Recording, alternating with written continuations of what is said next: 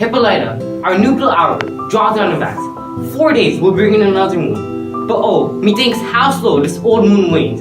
It lingers my desire, like a stepdame or dowager, long withering out a young man's revenue. 4 days will quickly steep themselves into nights. 4 nights will quickly dream away the time, and then the moon, like a silver bow, new bent in heaven, shall behold the night of our solemnities. Go, Philostrate, stir up the Athenian youth to merriment. Awake the pert and nimble spirit of mirth. Turn melancholy forth to funeral, the pale companion is not for our pomp. Hippolyta, I wooed thee with my sword, and won thy love, doing thee injuries, but I will wed thee in another key, with pomp, with triumph, and with reveling. Go, our guests draw near.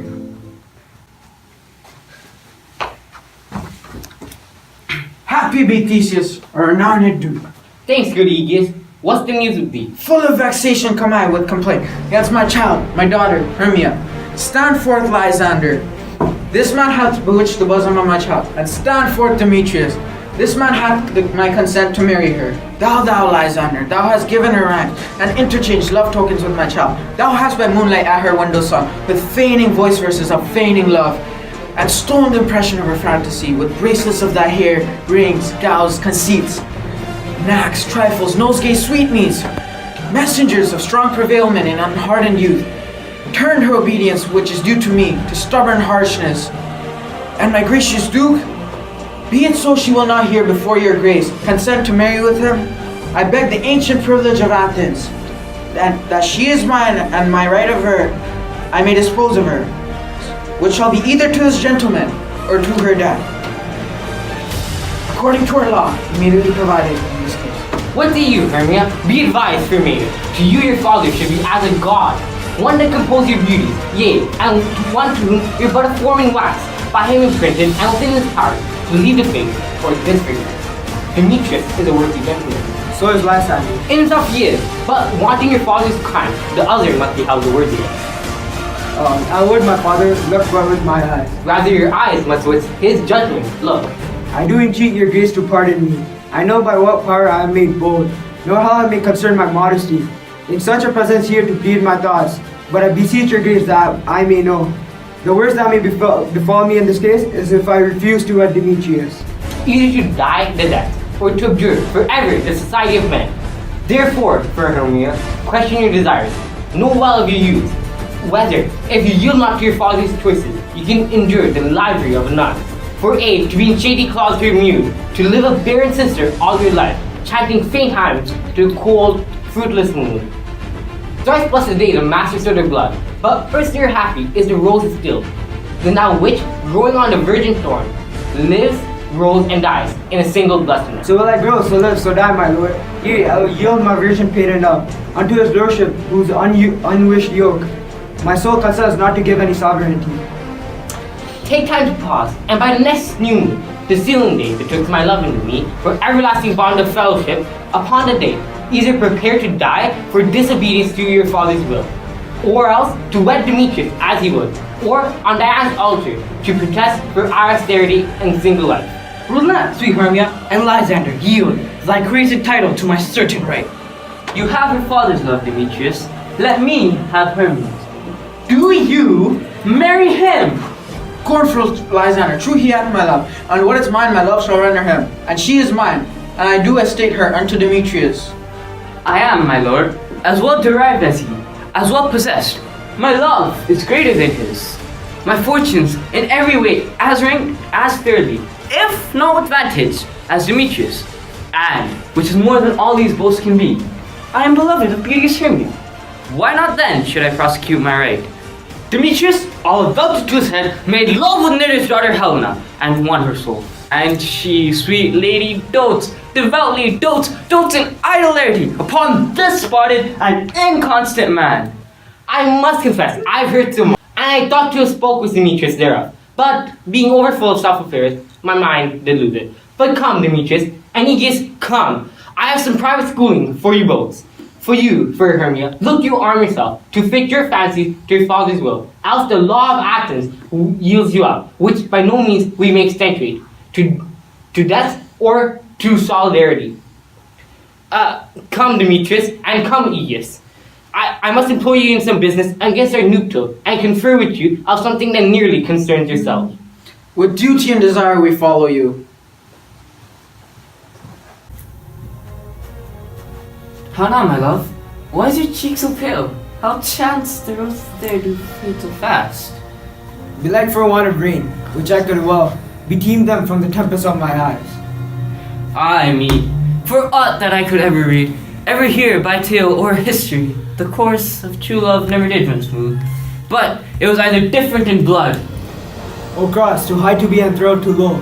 or else miscraft in the respective years, O spite, too old to be engaged too young. or else it stood upon the choice of friends. O hell, to choose on love by another's eyes. Or, if there were sympathy in choice, more death or sickness did lay siege to it, making it as momentary as a sound, swift as a shadow, short as any dream, brief as the lightning in the collied night, that, in a spleen, unfolds both heaven and earth, and ere man had the power to say, behold, the jaws of darkness do swallow it up. So quick, bright things come to confusion. If then true lovers have been ever crossed, it stands as an edict in destiny. Then let us teach our child patience, because it is a customary cross, as you two loves, as thoughts and dreams and sighs, wishes and tears, poor fancy's followers.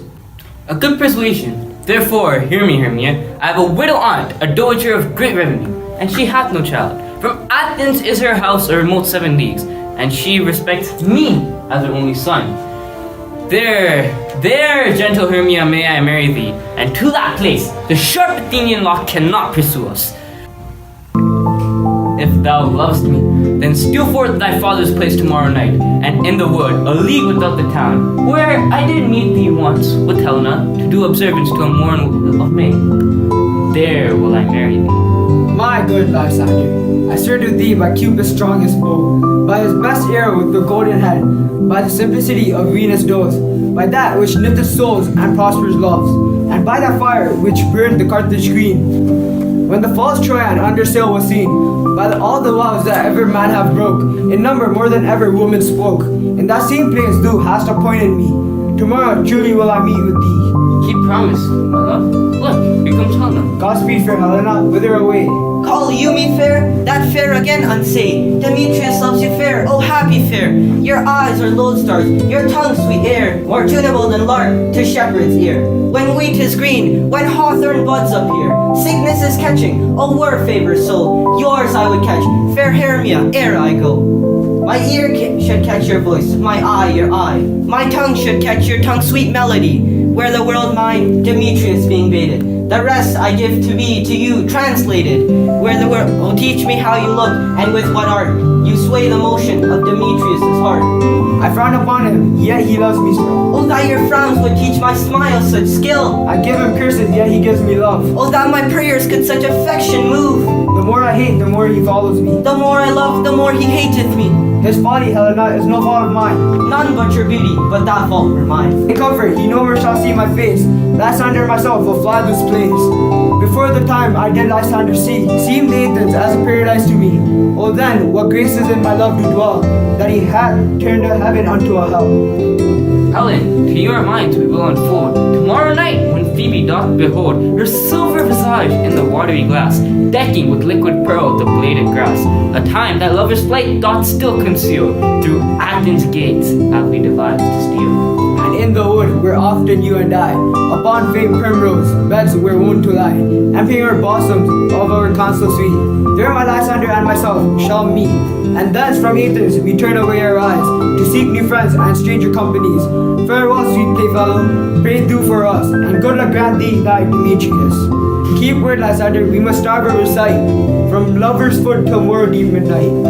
Farewell, my Hermia. And Helena, adieu. As you on him, Demetrius dote on you. How happy some or other some can be. Through Athens I am thought as fair as she. But what of that? Demetrius thinks not so. He will not know, but what of all he do know. As he errs, dotting on Hermia's eyes, so I, admiring of his qualities. Things base and vile, holding no quantity. Love can transpose to form and dignity. Love looks not with the eyes, but with the mind, and therefore is when Cupid painted blind. Nor hast love mind of any judgment's taste. Wings and eyes figure unheedy haste. Therefore is love said to be a child, because in choice he is so oft beguiled. As waggish boys in game themselves forswear, so the boy love is perjured everywhere. For ere Demetrius looked on Hermia's eyne, he hailed down oaths that he was only mine. And when this hail some from Hermias felt, so he dissolved, and showers of oaths did melt. I will go tell him of fair Hermia's flight, and then into the wood we will tomorrow night. Pursue her, and for this intelligence, if I have thanks, it is a dear expense. But herein mean I to enrich my pain, to back and thither again.